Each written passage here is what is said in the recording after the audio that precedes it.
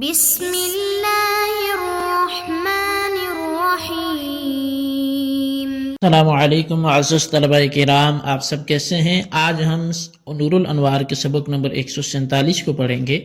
اور آج کے ہمارے سبق کا عنوان ہے قبیح لغیرہ جواری کی مثال۔ آج کے ہمارے سبق کی عبارت والبیع وقت النداء سے شروع ہوتی ہے۔ آئیے سب سے پہلے عبارت پڑھ کے اس کا ترجمہ کرتے ہیں، اس کے بعد باقاعدہ سبق کی وضاحت کی طرف بڑھتے ہیں۔ مصنف علیہ رحمہ لکھتے ہیں والبیع وقت النداء مثال لما قبح لغیرہ مجاورا۔ فرمایا کہ اذان کے وقت کی بیع، یعنی اذان جمعہ کے وقت کی جو بیع ہے، یہ مثال ہے قبیح لغیرہ جواری کی۔ فإن البيع في ذاته امر مشروع مفید للملک، پس بے شک بیع فی ذاتہ یعنی بنفسہ ہی جو ہے وہ ایک امر مشروع ہے جو کہ ملکیت کا فائدہ دیتی ہے۔ وإنما يحرم وقت النداء، بہرحال بیع جو ہے یہ اذان جمعہ کے وقت حرام ہو جاتی ہے، لأن فيه ترک السعی الی الجمعۃ الواجب، اس لیے کہ اس میں ترک سعی الی الجمعہ ہے، یعنی وہ سعی جو واجب ہے جمعہ کی طرف، اس کا ترک لازم آتا ہے اس میں۔ بقولہ تعالی، اور وہ سعی واجب اللہ تعالیٰ کے اس فرمان سے ہے فَاسْعَوْا إِلَى ذِكْرِ اللَّهِ وَذَرُوا الْبَيْعَ،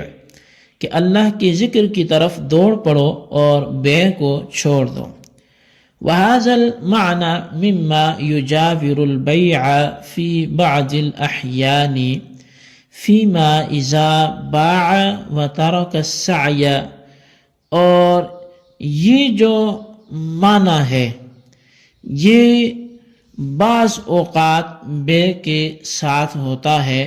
یعنی کہ یہ جو معنی ہے یہ بیع کے مجاور ہوتا ہے بعض اوقات، اس صورت میں کہ جب کوئی شخص بیع کر رہا ہو اور سعی کو چھوڑ دے۔ وَيَنْفَقُ عَنْهُ فِي بَعْضِ الْأَحْيَانِ، اور یہ معنی یہ بعض اوقات بیع سے الگ ہو جاتا ہے فِيمَا إِذَا سَعَى إِلَى الْجُمْعَةِ، اس صورت میں بالخصوص کہ جب کہ بندہ جمعہ کی طرف سعی کر رہا ہو، وَبَاعَ فِي الطَّرِيقِ، اور رستے میں وہ بیچ بھی رہا ہو، بِأَنْ يَكُونَ الْبَائِعُ وَالْمُشْتَرِي رَاكِبَيْنِ فِي سَفِينَةٍ، بائیں طور پر کہ بائع اور مشتری یہ دونوں ایک ہی کشتی میں سوار ہوں، تَذْهَبُ إِلَى الْجَامِعِ، اور وہ کشتی بھی جمعہ کی جو جامع مسجد ہے اس طرف جا رہی ہو۔ وَفِيمَا إِذَا لَمْ يَبِعْ وَلَمْ يَسَعْ إِلَى الْجُمُعَةِ بَلْ اشْتَغَلَ بِلَهْوٍ آخَرَ، اور اس صورت میں کہ جب یہ بیع نہ کرے اور یہ جمعہ کی طرف سعی بھی نہ کرے بلکہ کسی اور لہو کام میں مشغول ہو جائے، کسی اور دوسرے لہو کام میں مشغول ہو جائے، فَهَذَا الْبَيْعُ كَبَيْعِ الْغَاصِبِ يُفِيدُ الْمِلْكَ بَعْدَ الْقَبْضِ، پس یہ بیع جو ہے یہ غاصب کی بیع کی طرح ہے جو قبضے کے بعد ملکیت کا فائدہ دیتی ہے۔ جی طلبہ کرام، یہ ہمارے آج کے سبق کی عبارت اور اس کا ترجمہ تھا جو آپ نے سماعت کیا۔ اب آئیے آج کے سبق کی جو باقاعدہ وضاحت ہے اس کو سننے کی کوشش کرتے ہیں۔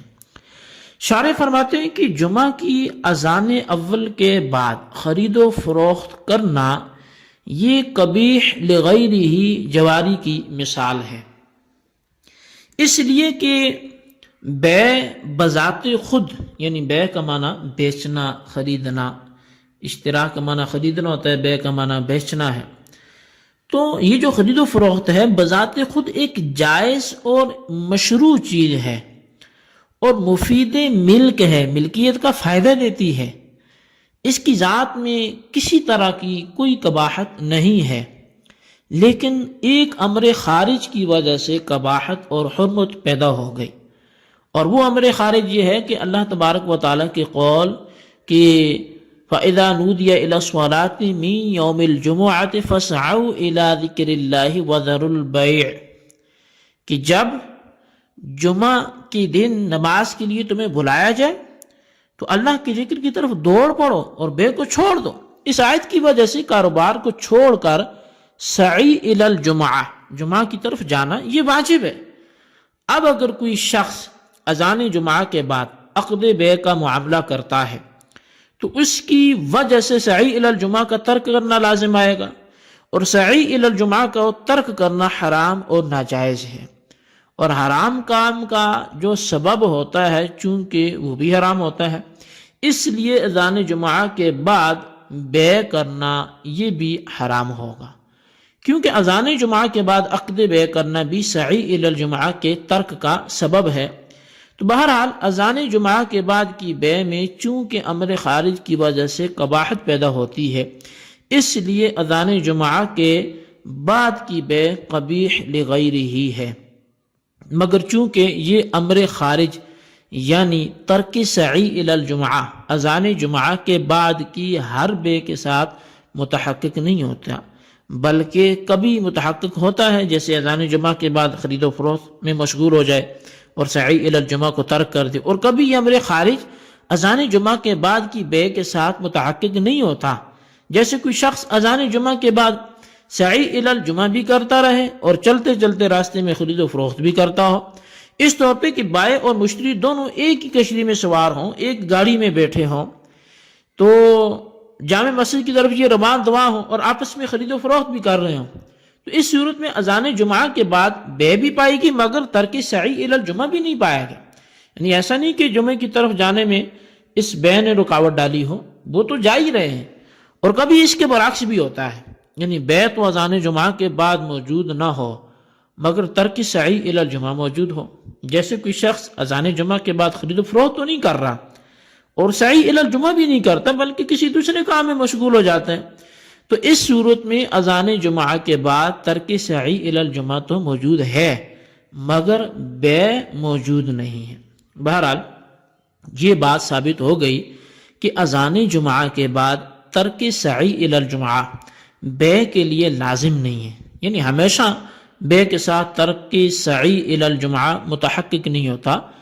بلکہ کبھی یہ ساتھ میں ہوتا ہے اور کبھی یہ ساتھ نہیں ہوتا، اور یہ صورت قبیح لغیرہ مجاورن میں پائی جاتی ہے۔ بس ثابت ہو گیا کہ اذان جمعہ کے بعد خرید و فروخت کرنا قبیح لغیرہ مجاورن کی مثال ہے۔ اب صاحب نور الانوار کہتے ہیں کہ اذان جمعہ کے بعد کی بے غاصب کی بے کی مانند ہے، یعنی جس طرح غاصب کا شے مغصوب کو فروخت کرنا قبضہ کے بعد مفید ملک ہوتا ہے، یعنی ملکیت کا فائدہ دیتا ہے، مشتری جو شے مغصوب ہوتی ہے مبیع ہوتی ہے اس پر قبضہ کرنے کے بعد اس کا مالک ہوتا ہے، قبضہ سے پہلے مالک نہیں ہوتا، اسی طرح اذان جمعہ کے بعد کی جو بے ہے وہ بھی قبضہ کے بعد مفید ملک ہوگی۔ اب یہاں نور الانوار کے محشی فرماتے ہیں کہ اس مقام پر شارع کو تسامح ہو گیا ہے۔ پہلا تسامح تو یہ ہے کہ اذان جمعہ کے بعد کی بے فاسد نہیں ہے بلکہ مکروہ تحریمی ہے، اور مکروہ تحریمی جو بے کی وجہ سے قبضہ سے پہلے مشتری کی ملک ثابت ہو جاتی ہے، یعنی مکروہ بے کی وجہ سے قبضہ سے پہلے مشتری کی ملک ثابت ہو جاتی ہے اور مشتری پر ثمن واجب ہو جاتا ہے، ایسا ہی حواشی ہدایہ وغیرہ میں بھی ہے۔ تو پس شارع کا اذان جمعہ کے بعد کی بے کو فاسد قرار دینا اور قبضہ کے بعد مفید ملک قرار دینا یہ تسامح ہے۔ اور دوسرا تسامح یہ ہے کہ غاصب کا شے مغصوب کو فروخت کرنا مالک کی اجازت پر موقوف ہوتا ہے، اور اس بے کی وجہ سے مشتری کے لیے ملک کا ثابت ہونا بھی مالک کی اجازت پر موقوف ہے۔ ایسا نہیں ہے کہ قبضہ کے بعد مشتری کے لیے یہ بے ملک تام کا فائدہ دیتی ہے، یعنی غاصب کی بے میں ملک مشتری کے لیے قبضہ کرنے کے باوجود ثابت نہیں ہوتی بلکہ اس کا ثابت ہونا مالک کی اجازت پر موقوف رہتا ہے، ایسا ہی ہدایہ اور در مختار وغیرہ میں ہے۔ پس شارع کا غاصب کی بے کو مشتری کی بے مبیع پر یہ مشتری کی بے پر قبضہ کرنے کے بعد، یعنی کہ شارع کا غاصب کی بے کو مشتری کے مبیع پر قبضہ کرنے کے بعد ملک کا فائدہ قرار دینے والا کہنا بالکل یہ تسامح ہے۔ حاصل یہ کہ قبضہ مبیع کے بعد بے کو مفید ملک قرار دینا بے فاسد کے احکام میں سے ہے، اور شارع نے اس حکم کو بے مکروہ اور بے موقوف کے لیے ثابت کیا ہے، اور بے مکروہ اور بے موقوف اور بے فاسد کے درمیان کوئی امتیاز نہیں کیا، حالانکہ ان کے درمیان واضح فرق ہے۔ جی طلبہ کرام، یہ ہمارے آج کے سبق کی عبارت، ترجمہ اس کی وضاحت تھی۔ آج کے سبق کو اچھی طرح سمجھیں اور اس کے خلاصے کو اپنے رجسٹر پر نوٹ کریں، اور بالخصوص ان سوالات کے جوابات دیں۔ سوال نمبر 1 یہ ہے کہ اذان جمعہ اور بے کا آپس میں کتنے تعلق کس طرح کے بن سکتے ہیں، اس کو واضح فرمائیں۔ اور سوال نمبر 2 یہ ہے کہ شارع سے جو تسامح ہوئے ہیں کوئی ایک لکھ کر اس کی وضاحت سے پرد قلم کریں۔ اللہ تبارک و تعالیٰ سے دعا ہے جو کچھ ہم نے پڑھا سنا اسے یاد رکھنے کی توفیق نصیب فرمائے، آمین بجاہ النبی الامین صلی اللہ علیہ وسلم۔